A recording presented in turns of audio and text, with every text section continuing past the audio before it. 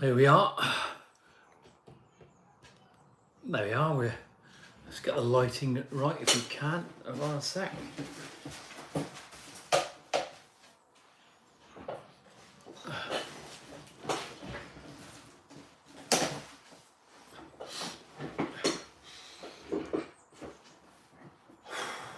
Well, if you have already, we've got somebody there already. Welcome to Saturday Morning Live. I'm still going to go live this morning, regardless of the coronation.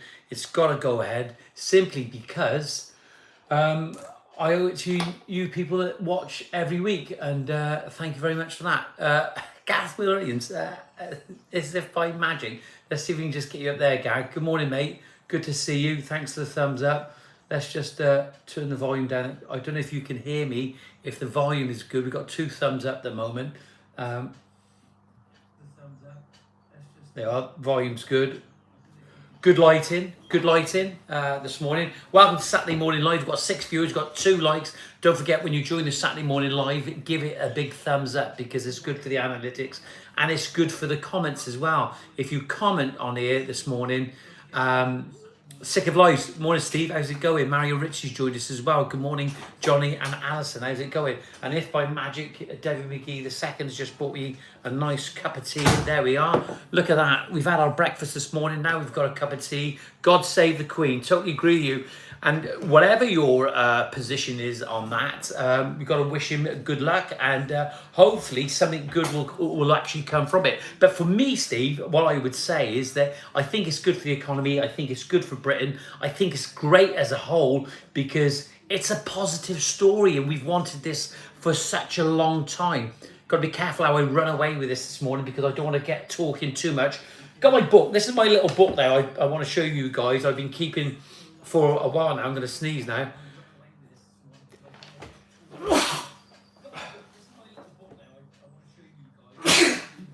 Excuse me, what? I know tissue in here. I'm okay. Mario says, not got a coronation mug. No, I haven't got a coronation mug. Look, there's my cup of tea this morning. That's a good point. And what we want to do, because there's quite a special day for some people, not for all people, and we got to respect that as well. And but we've got there 6th of May 2003, King's coronation. We're going to give something away at the end of the show, and hopefully maybe we'll give away a little surprise midweek. I'll announce it on the community, and we'll give a nice little gift away to somebody who interacts through this. Steve, Sick of Lies, why are you not working this morning? That's what I want to know. There, I keep this little book because in this little book now, this helps me. I started a few weeks ago now, and I write down what we spoke about and all the people that participated as well. And so I write everything down on the left-hand side and all the participants and the keynotes on the right-hand side. Rain here, says Steve. I can see it on there. I'm going to get these glasses on now. I've got to remember to watch the big screen. A few things we want to talk about this morning. Give you the heads up on this, I suppose, is what's been going on this week for me. I'm going to put these glasses on. This is quite funny, really, isn't it? So, and I can't even read my own writing. So what's been happening this week for me? Got the King's coronation going on today. Reminders of pictures. I want to see your pictures. I want to see what you're doing across the country. This podcast is not about me, it's about you. I say it every week. So I want to see what you're doing. Also, garden trends in 2023. What are the garden trends for 2023? Low carbon. How can we help with low carbon footprint? How can we help to reduce the carbon footprint? And a few other things. Be good to get you calling this morning. If you want to call in this morning, I'll put the number up on screen now. We've got Andrew joining us down there. Hi, And, how's it going? AC Groundworks and Garden Maintenance. What a great guy there. Ex-military. Andrew, what is your opinion this morning of the coronation? Gem Landscapes up in Chester. Good to see you. Steve says, I'm doing far more maintenance-free gardens these days. Doing far more maintenance-free gardens these days. Is that good or is that bad? Where do we stand with that, Bud, in respect of maintenance, carbon footprint? So I'm going to put my number up this morning because I do want to see it. I've got a new phone now, and we're using the new phone, and we are in the right way. That's the thing about it. I'm going to put some notes down. That right way on the camera. We're the right way around for weeks now. We've actually had problems with the phone, but we've got a new phone. It was eventually delivered. I stopped with Vodafone simply because I've been with them 18 years and they never seemed to get the contract right. They kept charging us, kept overcharging us, and every time Alice and I would sit down and we'd go through the process and go through the bill and check the bill out, there was always added ons, and all the time they start overcharging where it just... I tell you now, if it was somebody that never had any idea, they would be getting away with it for such a long time. It was a bit annoying, really. So after about 18 years, I think it is, that we've gone to EE now, and I'm not being paid to say it, but we've gone to EE. Just want to... How's John Ward? I haven't heard. We're going to give him a ring today. Gareth, if you've got any news about that, let me know. I know he wasn't very well at all, John Ward. We need to speak to John at some point. I was actually thinking him this morning. I did send him a message. Let's get the number up on screen now so you can actually see it. The number is this morning is 077 994. There is the number now. If you... Let's turn that volume down there a little bit on that. Forgot about that. So if you want to send me some pictures this morning on WhatsApp, send them in. I want to see what you're doing. And if you want to call in this morning, the number is 07795 664 002. If you want to call in, it's 077 95 664 002. It's packed up this morning. Look at this. There's two numbers. First number is if you would like to send me a picture. I love to see what you're doing. It's always good to actually look at what you're doing later on after the live feed. I sit down there and talk about and see what you've actually been doing this week. For me this week, eventually the van broke down again. Okay, I had the power steering done just over a year ago, and it's gone again, and they haven't done a good job really, and it's back in the garage. But we were able to put some of the tools. I had the main tools in the back of Alison's car, and she took myself and young Lloyd to work, so we were able to get on with work, and we had the grinders and all that sort of stuff, but we were able to get it back, the little TC125. Any updates on Gainer's patio?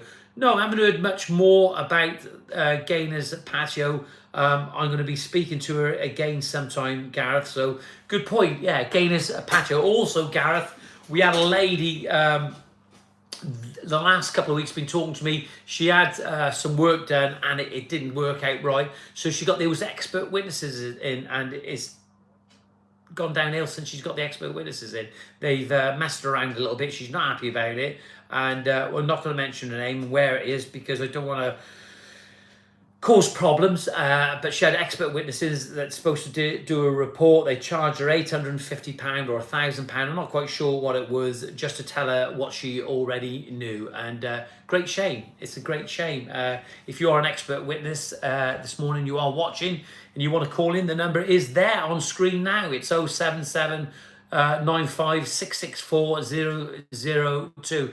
And as if by magic, we've got some pictures coming in now, so send me some pictures where you are. There's the number if you want to send some pictures this morning. It's 07795 595 994. You can send those in this morning. So there's been a lot happening for me this week. Bit annoying, bit frustrating. I mean, I'm out of action now. I don't know if they were working on it this morning, but hopefully it'll be done by Monday with a bit of luck. I don't know whether it will or not. Don't forget, mine, when you join the live stream this morning, it is just hit the like button. We got 15 likes this morning. Lots of things to talk about. Good to see Andrew on here. I haven't seen you for a while, bud. Be good to have a chat. Don't know where John Ward is at the moment, but we need to speak to John Ward. Maybe I'll give him a ring after. Gem Landscapes says, good morning, everyone. Sick of lies. I'm doing far more maintenance-free gardens these days. Yeah, maintenance-free gardens. Does that out the carbon footprint or does it not out the carbon footprint? Artificial grass is bad, but the clients are essentially your boss. While you are there, all you can do is to advise. Yeah, absolutely. I totally agree. But there's always this debate, isn't it? That I think they were promoting on the Gardener's World not to mow in May. No mowing in May, and let the grass grow. That will reduce the carbon footprint. Maybe we should be planting more wild meadow gardens and instead of the artificial grass. Mike Stapleton, good morning, bud. Haven't heard of you for a while. Good to see you. How are you getting on with that timber work down there? Richard Dow, morning all from not so sunny Stoke. It's not so sunny here in South Wales there, I can tell you. It's coming down in copious amounts. Gareth Williams says, I got to ask to look at Steve McDonald's garden in Wilmslow as an expert witness, as he spent 50,000 and wasn't happy. Is that Steve McDonald, the actor? And should you say that? I'm not quite sure whether you should say that or not this morning, but be interested to know. Steve McDonald, is that the guy off Coronation Street? Am I wrong in saying that? Or is that just, oh, I got it wrong? I don't know. Look, this morning, there's a few things that I've been actually looking at, and I like to read some of these articles to you. Let's see if I can get them up if they're still there. Let's have a look. Yeah. Also, have you really? Steve McDonald off Coronation Street. Fantastic. Well, what did you actually say about that, Gareth? I just want to go back to what Gareth is said there now. Let's get rid of that now, because I want to speak to Gareth. Let's get rid of that and that. We don't want to see that. We don't want to see about Ryan Gosling. Let's have a look at the channel now. Get rid of that. And I think we're live on there. He says, yeah, Coronation Street. Steve McDonald's, got to have a look at Steve McDonald's garden in Wilmslow as an expert witness, as he spent 50,000 and wasn't happy. That's interesting to know. Be nice to know a little bit more about that, Gareth. I think you've got people intrigued now, and you will have for a while. Steve McDonald's garden. Don't forget mine. 14 viewers. We've only got 5 likes this morning, so get on there, hit the notification button, and don't forget mine to send me some pictures on WhatsApp. The number is 07795 595 994. Mary Ritchie says extension of patios on new builds is our main job now. Extensions of patio. Are you extending the patios, Mario, with the existing slabs blending in, or are you actually using new slabs? That's what I'm interested to know. Gareth Williams says, yeah, Coronation Street, interesting. Gareth, it'd be nice to know if he'd be interested in doing a blog on that, and you could have a word with him, and I could pay a visit, I could buy you lunch, go and have a look at the job, you can be the cameraman, you can interview you as well, and maybe we can speak to Steve McDonald as well. It'd be interesting. Don't know if he's an age thing, but I love it when my grass has just been cut, looks ace. Yeah, it does. They say at the moment that you should be cutting your grass a little bit higher, just so that it gives it that time to grow until the season starts getting underway, Jem. Be nice to have a picture of the grass, but it's not an age thing. I love the smell of fresh grass. Who wouldn't? Kids love the smell of fresh grass because they get out and they play in it. When we were younger years ago, when we did play, I'm not sure how they play now. Rob Fry's on it this morning. Morning all. Sorry I'm late. Watching my boy play football, and he's on the live stream. Good to see you, Rob. How's he getting on? What's his name? We want to know what your son's name is. And Steve Burrows, where are you? Gareth Williams says real name is Simon. Oh, right, okay. Guy, you're telling us all about it this morning. I'm intrigued a little bit more about that. Mainly new slabs, says Mario. He's using new slabs. That'd be interesting to know. Rob Fry says, Sonny, good to see. Rob, it'd be good to see a picture of your boy playing football. You out on the pitch, so send it through this morning. The number is 07795 595 994. Let's have a look at that. Come on, send your pictures in. I want to see it. And everybody always sends pictures in after, so it's good to see 13 live viewers. Absolutely fantastic. That's where we are. And if you look after at the live streams after, the watch time is going up. People are watching, people are viewing, and they're having an opinion. They may not necessarily want to watch on a live stream initially and see what I'm on about, but they want to know what you guys are talking about. 13 viewers, 7 likes. Let's get on it now. What I want to try and do is about reducing using. I added it was in here this morning. There we are. There's an article, an interesting article by Carbon Cure in America, a complete guide to low carbon footprint. Now, some people would find this boring and they're not interested in it. It's so annoying, really. Gareth's back on there. It said it was 2019, turned it, let's have a look now. He says, Gareth Williams there at Manchester, it was 2019, turned it down, John. I had a look up in Ashley near Manchester Airport, and the wife of the farm was his friend. Right, interested. Gareth, we need to speak after because I want to know a little bit more about this because I think there's something we can do. My mind's ticking over. Don't forget, mind, if you're calling in this morning, give us a call on 07795 664002. I ain't giving all these numbers away because I want to talk to you guys and talk about what's happening. There he is.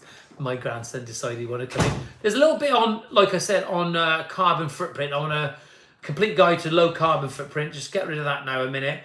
Let me just say, it says, let's have a little read of this at the moment and to identify what is low carbon concrete, okay? Because this is where it all starts, really. When we look at the problems that carbon is creating, a lot of it is in concrete.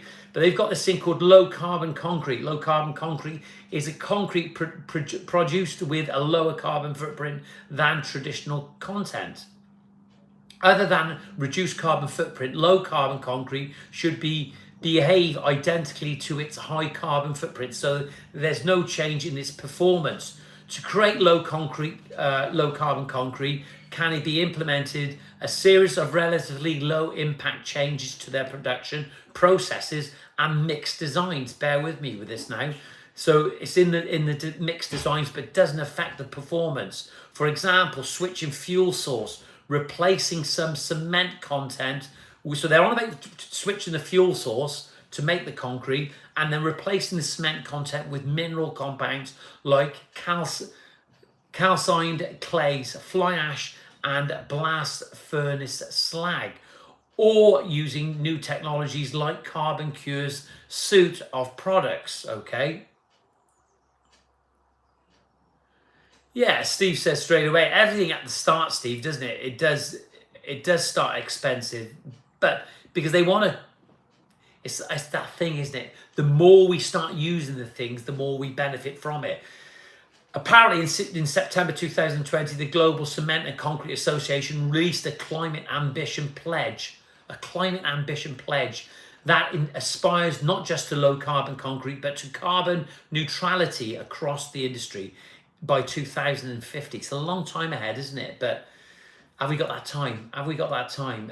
Many cement and concrete companies have already signed to the commitment and have had their strategies third-party verified by the Science Based Targets Initiative. Sounds all a bit complicated. I wonder if your local concrete company has actually signed up to that. Why traditional concrete has a large carbon footprint? Let's have a look at that first. So there is answers to reducing the carbon footprint, but will people change? And you know, it's that switch over. We see it all the time. Does the network, does the changes have to be so expensive? So why traditional concrete has a large carbon footprint? I wonder if you know. If you don't know, have a listen. If you do know, look away now. Concrete plays a virtual role in our daily lives through many diverse applications and usage. It shapes the environment around us, the schools, the hospitals, housings, to roads, bridges, tunnels, runways, dams and sewage systems.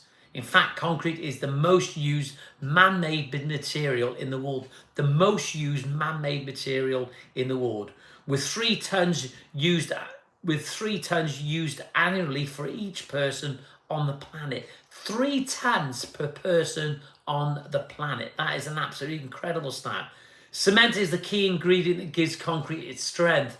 It is produced by burning limestone in kilns at 2,300 degrees to 3,000 Fahrenheit. Okay, so it's very hot. The process typically uses powdered coal or natural gas, consuming a large amount of energy and releasing carbon dioxide from the combustion. So it's the fuel source that starts causing the problem. When we start looking at this information and reading it, it helps me to digest it. It helps me to understand what we're doing on a daily basis. We have to think about that as contractors. Okay, we have not necessarily a legal obligation, and maybe we will have one day, okay, a legal obligation. You're going to say, how is that? But things change, times change. But certainly we have a moral obligation to understand what we're using on a day-to-day basis. Not these words, they're my words. 1 ton of Portland cement produces 1 ton of CO2 emissions. 1 ton of Portland cement to 1 ton of CO2 emissions. That's incredible. Ton for a ton. Cement counts for 7% of all global carbon emissions. 7% of all global carbon emissions are due to the cement industry. Concrete is responsible for 50 to 85% of embodied carbon in any building project. Not quite sure what the embodied, there's a link there. Embodied carbon, if anybody can explain to me what that actually means, I'll be interested to know. What would charge cost prices for a step? It was a country, the concrete industry would be the third admitted, there we are, look. If it was a country, the concrete industry would be the third highest emitter of CO2 after China and the United States. Yet worldwide demand for concrete is second only to water. That's because concrete is the most resilient material on the planet. We are challenged with reducing its carbon footprint so we can continue to take advantage of its strength, flexibility, durability, and generations to come. That's what we got to think about. Now we have a responsibility in the future of what we're actually doing today will have an effect in the future. Bear with me a sec. This is an absolutely great link. I'm going to share this link later on the community page. Let me have a little drink now because I'm getting a little bit. What a fantastic cup of tea. I wonder how Charles is doing now while I'm talking about carbon footprint impact. Increasing demand for low carbon concrete. There is an increasing demand for it. A search of construction project databases indicates that over 4,500 construction projects across the United States have asked an environmental product declarations, EPDs, within the past year. Dodge database search. It's interesting. This demonstrates the increased market demand for more transparency into the carbon footprint of building products.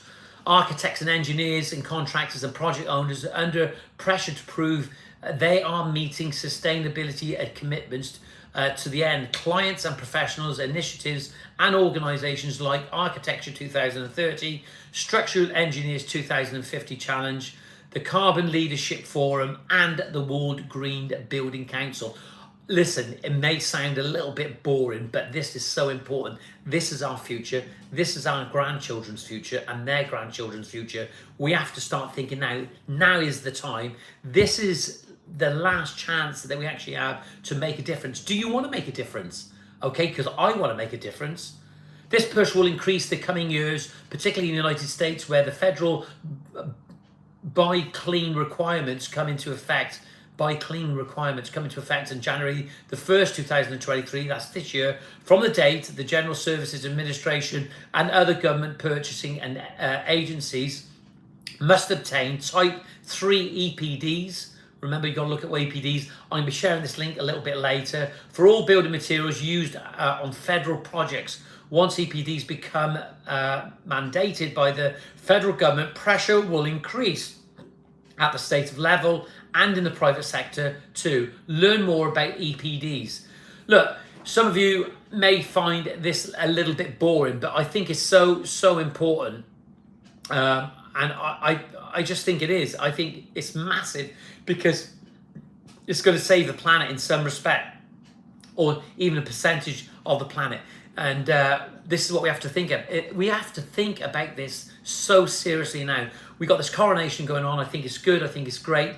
But we still, life goes on, doesn't it? It goes on. It says how to produce low carbon concrete. There is no silver bullet for production of low carbon concrete. Concrete is made up of so many ingredients, so there are lots of ways to reduce the carbon impact of the individual components and processes. Most of the carbon reduction and carbon removal innovation effort is focused on three key areas: low carbon fuels, low carbon blended cements, and carbon captured utilization and storage technology. I spoke about this the other week. In Bristol, they're actually pulling carbon out the air when they're producing cubic zirconian stones, which is like a man-made diamond in respect. So technology is there. We just got to start using it. Low carbon fuels. The concrete industry has been focused on fuel efficiency for a number of years for both cost education reduction and carbon reduction reasons. Most recently, the industry began evaluating the move of the traditional fuels. Example: coal, low carbon fuels, renewable gases, natural gases, waste fuels, non-recyclable plastics, non-recyclable tires, rails, tires, etc., and potentially even carbon neutral fuels. For those of you that actually joined this live stream this morning and join on a regular basis, that I've been reading some of these articles lately because I think they are relevant and they are interesting. Low carbon blended cements. So the cements, they've got a low carbon cements. It says most producers are already using Portland cement limestones, PLCs. You got to get to know the acronyms of this, and supplementary cementitious materials, SCMs, in their cement or concrete mixes. Further optimizing the use of these materials could reduce cement and concrete emissions greatly. For example, PLCs are uncalcified limestones in the cement.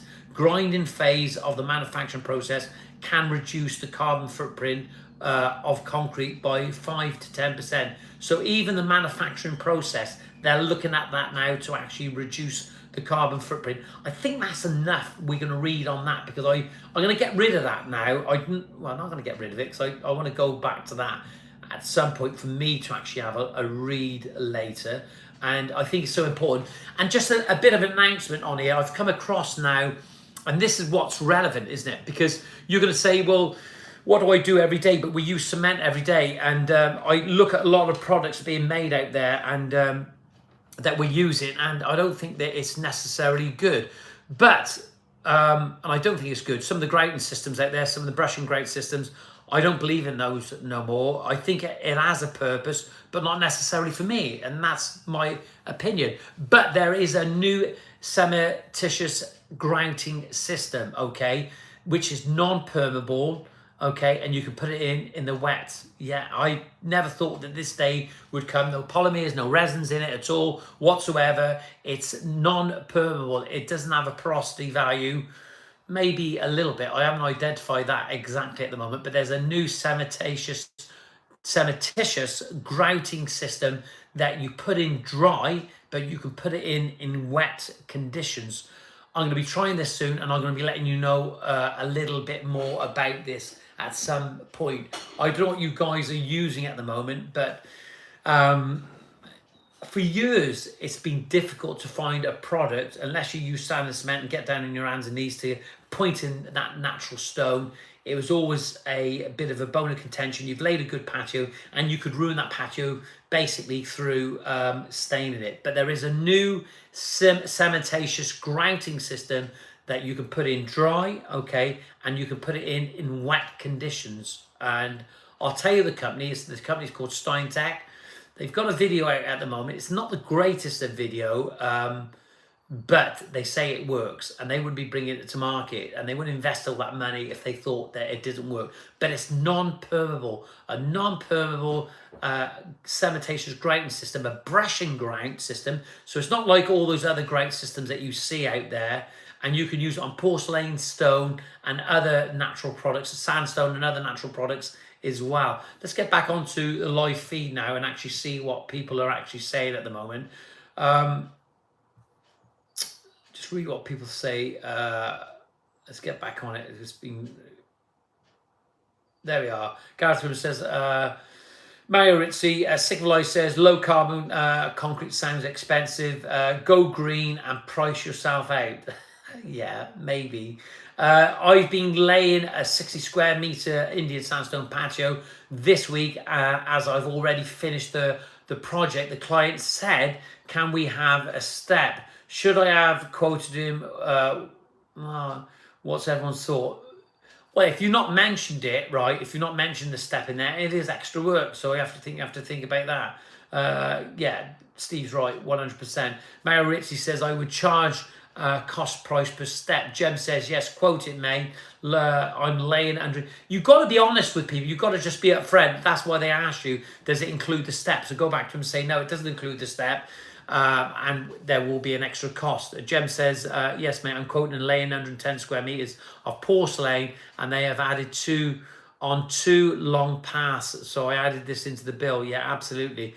I've had enough of flags left over. I totally agree. There's nothing worse when you're having materials left over, and sometimes with blocks and bricks, sometimes you're moving them from job to job.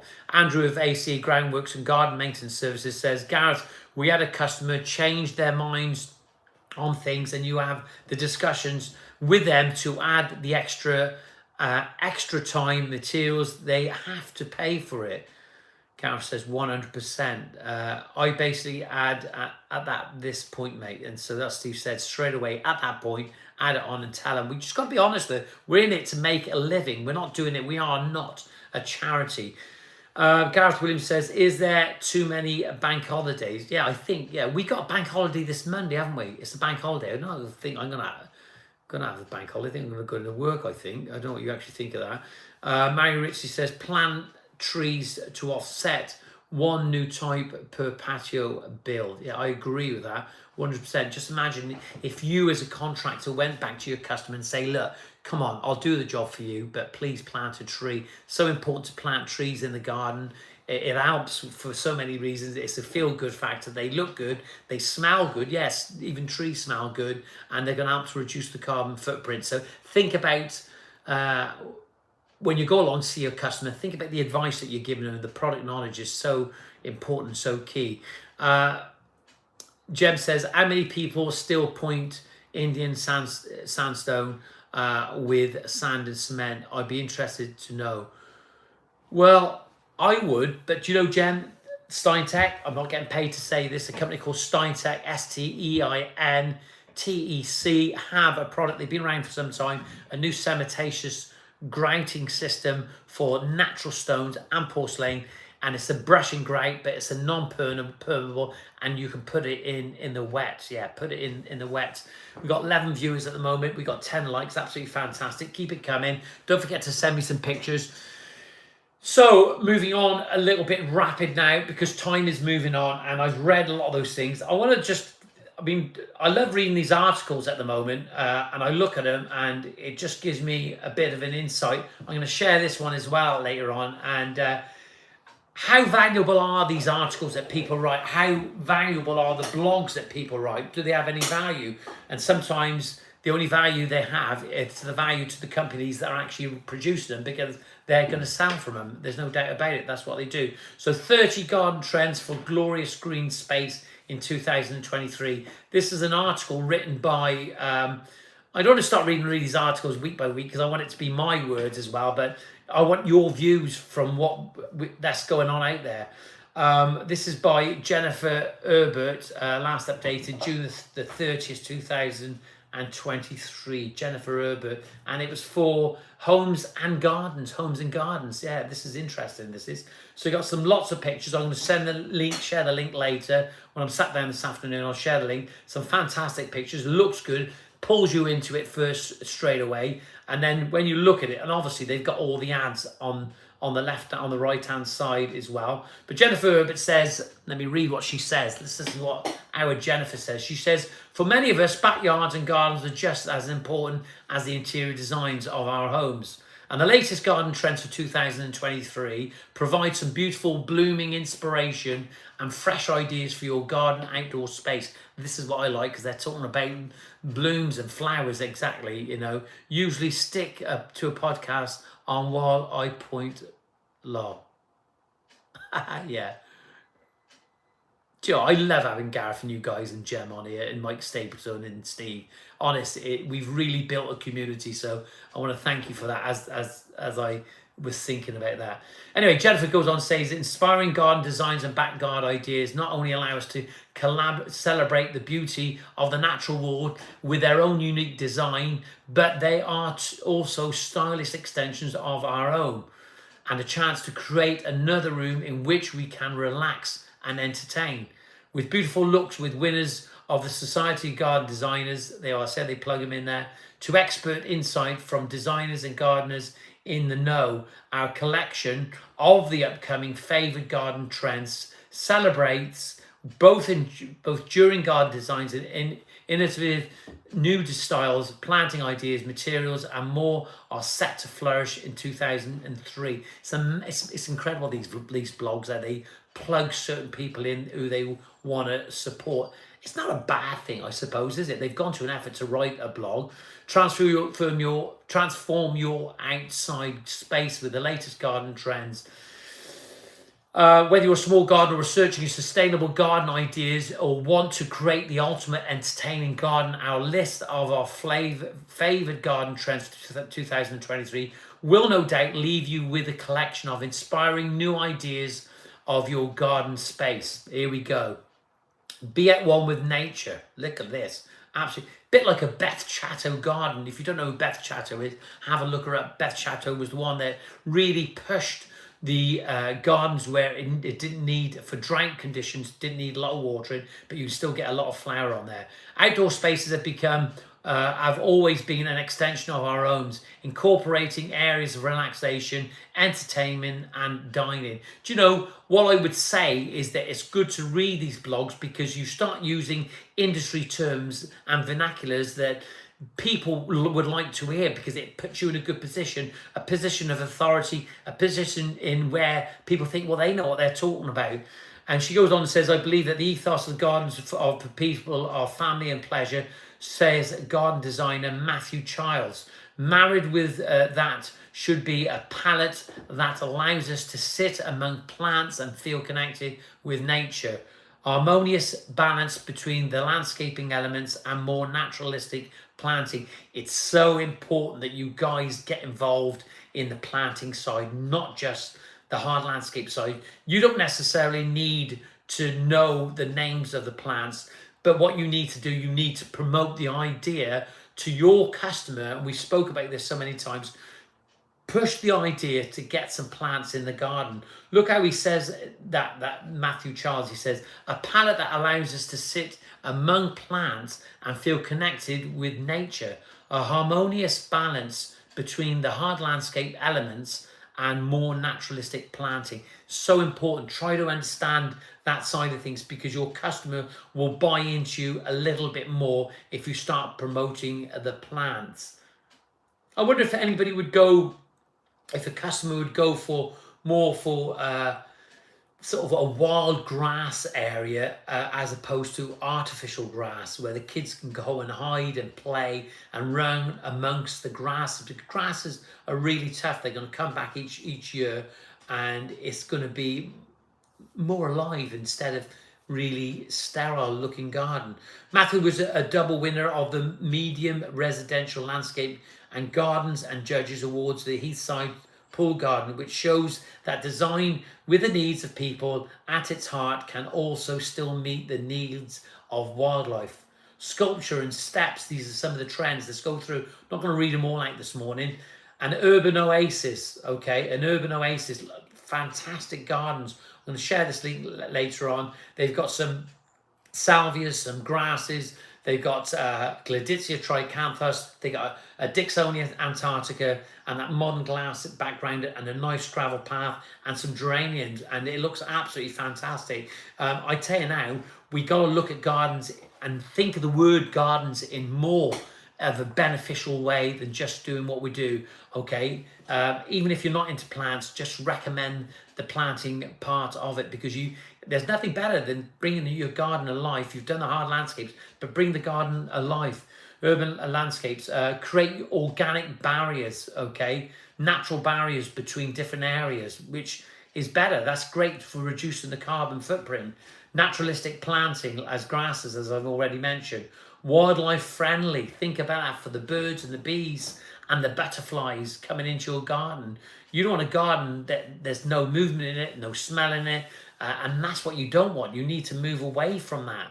And this is what we need to do. We need to educate ourselves. And I've been trying to urge people for such a long time. You've got it within you. Just do it. It may feel uncomfortable, but feeling uncomfortable is good, okay? So these are the trends that I'm reading out now. Think vertically, okay? When you walk into the garden, it's not what's always on the ground, it's what's at eye level that counts. We're going to be doing our garden, and Alice and I have been discussing the benefits of making the boundary fence look good. When somebody comes in, they're not looking down at the pavement, what they're actually walking on. They are looking ahead of themselves. That's what's going to sell. That's the investment, okay? Think of vertical gardens, living walls, maybe using a sustainable wood that's going to look good, okay? Planting ornamental edibles. Think about that, the vegetable boxes in the gardens as well. Ornamental edibles and things that you can plant that hang down in vertical formats as well. Create an outdoor living room. That's what they're doing. Outdoor living rooms take us outside. It's beneficial for our health. We're outdoors, but those outdoor living rooms where you've got that dappled light coming in, you can even put some plants in there that they can still get the light in different areas. But think about that. Start doing some research. I'm going to share this a little bit later on. I think it's a fantastic link. Established lighting and focal points is another trend. Think about using solar lights. There's a gentleman near us, I believe it is a gentleman, and I drive past on a regular basis and I see his fence all lit up and it looks great. And I kept thinking to myself, that must be costing a fortune because it's on all the time. But they are solar lights. They are solar lights and they're working really, really well. So think about that, what you're actually doing. Steve Burrows has made it. I'm here, mate, in Tesco with the wife. Hello, Mrs. Burrows. How you doing? Hope you're well. What a great husband you actually have. Good to see Steve Burrows and calling in on him this week. And Steve was doing some plastering, some woodwork, and they are actually doing some tiling. Took me out and showed me that outdoor room, which was absolutely fantastic. Great outdoor living space. If you've got the room in your garden to do it, think about that outdoor living space as a living room where you can go and sit, not necessarily as a patio and terrace, but something as a covered area that actually you can go out even when it's raining in wet weather like this. It's not necessarily cold. You can put a coat on, no problem at all. You can get out and get some fresh air and get away from that space, even in a small garden. So introduce Mediterranean flavour to your garden. This is another trend. Some of the trends we're talking about, Steve, this morning. Garden lawn will be a thing of the past, they're saying. A garden lawn, a thing of the past. Maybe it will, because you think of the carbon footprint that I've spoke about this morning, the impact of mowing lawns as well. Okay, use plants clever. This is what we need to do. If you're not doing it now, get into it, because this is the future, and I can see it happening in the future. They're going to encourage, and I think there's going to be legislation in the future for contractors in respect of what people are putting in the garden. We have now sort of legislation. You just can't go in and put a decked area in the garden if it's over a certain size or over a certain height and it's imposing on an area. We want beautification. There was a designer many years ago called Frederick Law Olmsted, okay? He actually built Central Park with an English guy called Calvert Vaux, and Calvert Vaux actually built the first municipal park in the UK, and that was in Liverpool, Calvert Vaux. So Frederick Law Olmsted went on to design Central Park, then he did the Emerald Necklace, and it was about the beautification of the city. Beautifying these city spaces so people could go out and be amongst nature as we knew it, as we naturally, as human beings, we were amongst all that. So we need to go back to that. And that moves me on a little bit here now. I heard somebody saying this morning, it's enough of the trends, enough of reading those articles. Somebody said this morning on Sky News that he was being interviewed at the coronation, and he said, his words were, he said he always found Prince Charles a bit weird, he said. And I thought, why is he saying that for? And he said, I always found him a bit weird all those years ago when Prince Charles was talking about nature and promoting this type of thing all those years ago. People thought he was mad. It wasn't necessary. But how those words have come true is so important, that we start bringing our gardens alive. And what we do, we have to think about what we're doing on a regular basis now. Every day, we have to think about our approach. We have responsibility, okay, to our planet Earth, okay? I'm not getting all hippified on you, right? But we have to start thinking about what we're actually doing, what we're putting into the gardens. And if you are a hard landscape specialist and you're not really into plants, now's the time, now's the chance. There are courses that you can get on. There are things that you can actually think about that can actually start promoting. Just tell somebody, even if you do a driveway, if you're a block paving layer, right? Tell them to leave a little planting pocket so the water can drain off, and you can put a tree in that garden, in that planting pocket, something that can actually soak the water up as well, and as a benefit. Start promoting this with your customers. You need to do it. I'm going to be posting a little bit more about plants now, not just because it's spring, also in the winter. There's things that we can do to help our planet Earth. And I ain't gone all green on you. I was always all green. Well, there you are. We've hit nearly 50 minutes, and I'm actually burnt out this morning. Lots of things to say. Let's just go back to the live stream. What people are saying. Gareth Williams at Manchester says, I always point Indian sandstone. I think the finish can be beat. Gareth says, usually stick a podcast on while I'm pointing, Law. Yeah, absolutely. It's a great way of learning, isn't it? Getting your pods in or whatever, listening to things. And it helps us, doesn't it? We don't want to listen to all that rubbish on the radio that we hear all the time. We can turn other things on as well. Just try and change up a little bit. Probably it's bomb-proof, says Gem Landscapes. Gareth says, your video with Ruby this week, John, was very interesting on the drilling the corners first before cutting. Do you know, Gareth, I knew about these core cutters, right?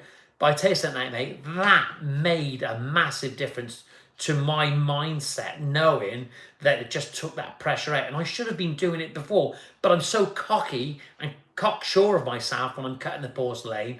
And I'm not being rude, I'm saying that, but I just need to think about what I'm doing as well. So yeah, absolutely. Mario says, I agree, Gareth, definitely try this out. Steve Burrow says, I'm in, mate, in Tesco's with a wife. I know, what a nightmare.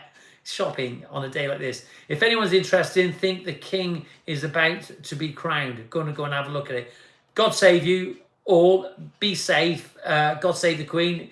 If you're a royalist, and if you're a Republican, you know, just show some respect. Have a great day. Be safe. Don't forget mine. I'm going to write some of these things down that you pointed out today, and I really, really appreciate you all joining me today. And I hope you like the lighting. I hope the audio was good. I hope the visual was excellent as well, because we got a new camera. We haven't got a cover for it yet, and it'll get dirty and cemented up before long. Going to be doing some more videos the weekend. Stay safe. Have a great weekend. Really enjoyed it, but I want to go and see the king being crowned. Take care, and see you next week.